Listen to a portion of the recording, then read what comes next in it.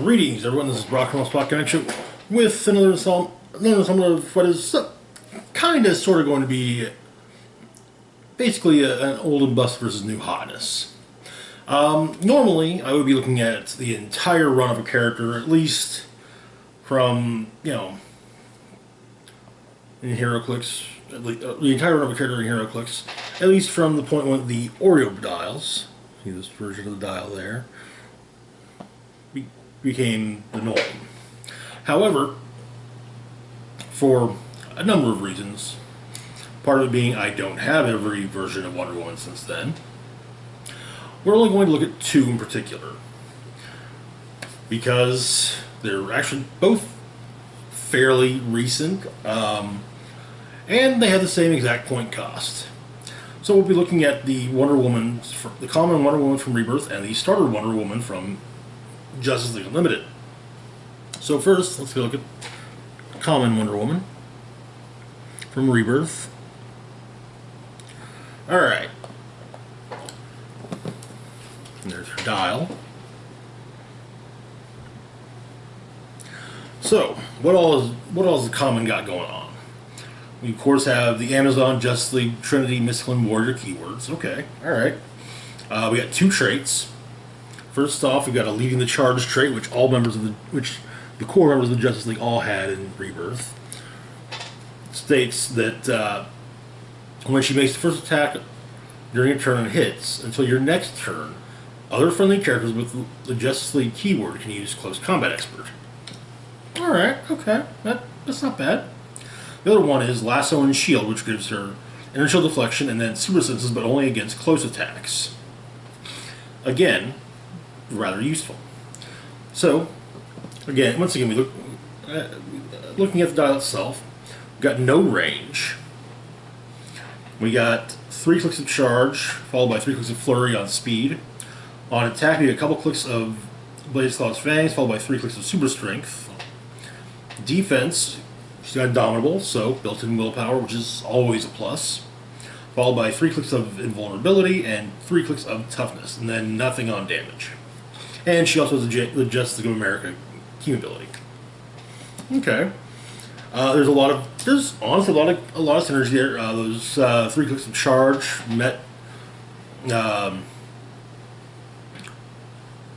they work well with the 2 clicks of blades at first, but also with the single click of a super strength that coincides with charge. Super strength and flurry kind of do, kind of don't mesh. Super strength now granting knockback as well. Plus, generally speaking, a character can't hold more than one object, so you can't do 2 object attacks in a flurry. Generally. Blades would probably be better on the flurry clicks, to be perfectly honest, because you can do blades in flurry, and hey, nothing quite like dishing out a total of 12 damage in one action.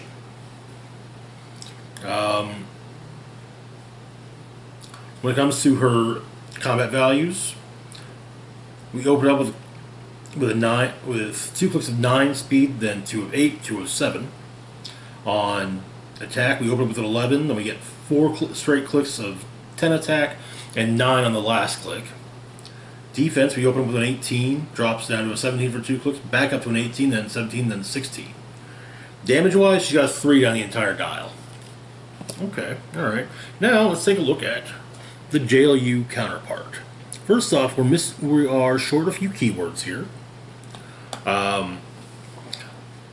JLU Wonder Woman has Amazon, Justice League, Deity, and Warrior.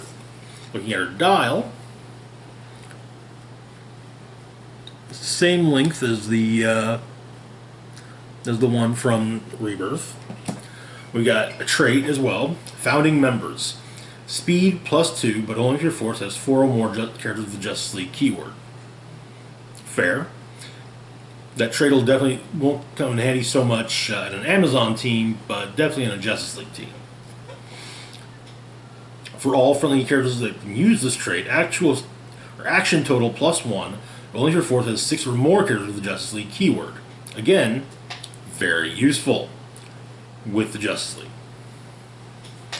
Now, when it comes to speed, she's got 3 range. When it comes to speed, she opens up with a click of...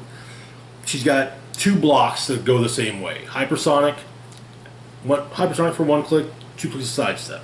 Then hypersonic for 1, hypersonic sidestep for 2. On attack, we've got 5 straight clicks of the special power. Magic Lasso. Who knew? When Wonder Woman hits with a range attack, until your next turn, a hit target gains immobile and can't use damage powers. Now that's insane because you're not countering a power. You're basically saying, yeah, you can't use that power. It's not as, the reason why it's not as nuts as outwitting a power, because for example, if she hits someone without wit, well, they still have the outwit. So that if they used it on your last turn or on their last turn, whatever power is there is still outwitted. But it can knock down shape change, range combat expert, close combat expert, outwit, perplex.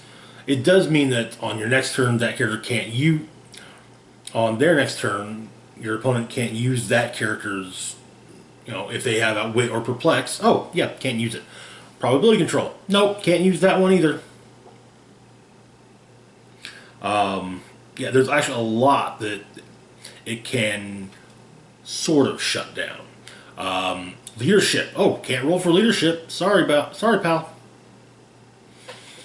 But yeah, we got 5 out of 6 clicks with that power. And because of the way it's worded, it actually works with her hypersonic, which is always nice to see when a character is given a power that can work with hypersonic speed. Defense, like her Rebirth counterpart, she's got Indomitable, so built-in willpower. Again, we've got 2 3-click blocks. One click of Invincible, followed by 2 clicks of Super Senses, and then another Invincible, 2 more Super Senses. Damage, same thing. Leadership for 1, 2 with Empower. Leadership for 1, 2 with Empower. Now, looking at those values, speed, we open with a 10. And when you combine that with her founding members trait, she basically has a 12 speed and hypersonic. And chances are you're going to be running her on a Justice League theme team. So, you can pretty much count on her having a 12 speed. Which, that's actually pretty good. Now, with hypersonic, yes, it does mean her 3 range will get reduced to a 2 or replaced with a 2 for the purposes of making a range attack and actually getting Magic Lasso, who knew, to work. Then we get then for the next 4 clicks she got a 9 speed value. So honestly, not bad. And then on her final click we got an 8. On attack, we open up with a starting click with 11 attack. We get 3 clicks with a 10 attack, then an 11, and then back down to 10. That's pretty damn good. I mean, attack value is always in the double digits. That's nothing to sneeze at. Defense values, we open up with an 18, drop to a 17 for 4 clicks, and then drop to a 16 on the last click. Okay, it could be better. In fact, I think it's almost done the exact same way that the Rebirth one is, except Rebirth has a jump back up to 18 midway through. Damage, we open up with a 4, and then 3 for the rest of the dial. So, which of these is the better one? Now, when it comes to potential damage output,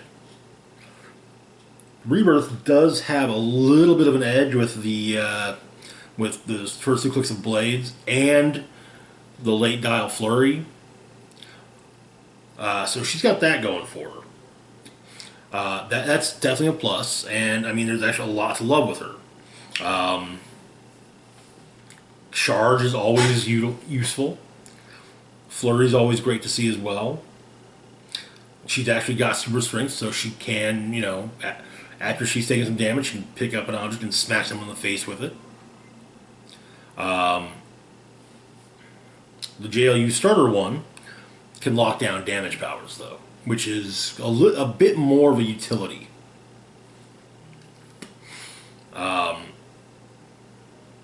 And by making a character immobile, they can't be later. Your opponent can't just be like, oh, well, I'm going to come along and carry that character and get them out of the way because they're probably about to get dogpiled next turn.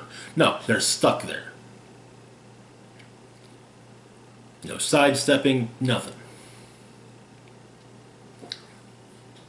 In fact, Magic Lasso, who knew, would actually be a really great way of dealing with Superman Beyond. And since she's got it for most of her dial, she can constantly hit him with that. So, oh, yeah, can't use that once per game phasing to run away.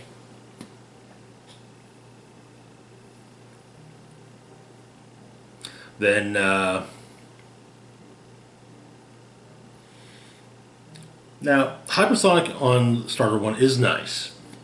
In fact, there's a lot that's nice about it. You have a much greater attack range. Basically, it gives her a 14 square threat range. As long as your team has 4 or more characters with the Justice League keyword. The Rebirth one has a threat range starting off with 5.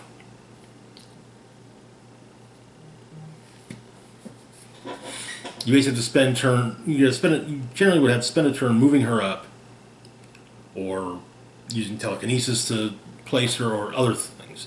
But you have to get her while pulling off that. While leading the charge straight is nice, it does require a bit. So yeah, I think, and this is actually going when it comes to defense powers.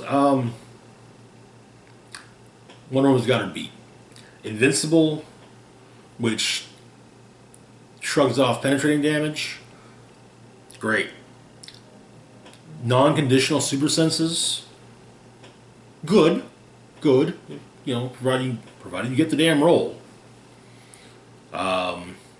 She's got that, and then she's got some opening leadership. She's got that empower. Yeah. I think. And it's honestly really close because I like both of these Wonder Woman figures. I really do. But I think that the starter one is the clear winner here. She's got just a little bit extra going for her. Part of it also is that starting 4 damage instead of 3. As much as I do like Blaze Claw's Fangs is a bit of a crapshoot. Because, sure, you can do 6 damage with it. Or you can roll, low and be doing your printed damage -1. So, yeah. But yeah, I think that overall, this Wonder Woman is the winner. Sculpt-wise, though, I will say I actually kind of like this sculpt better.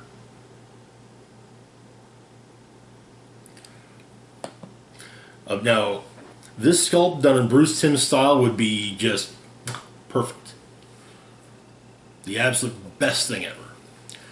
Anyway, that's it for now. As always, feel free to like, share, and subscribe. Links to my Facebook, Twitter, Patreon, and PayPal can be found in the description box down below. This is Rock and Roll Spock signing off, saying, live long and rock hard.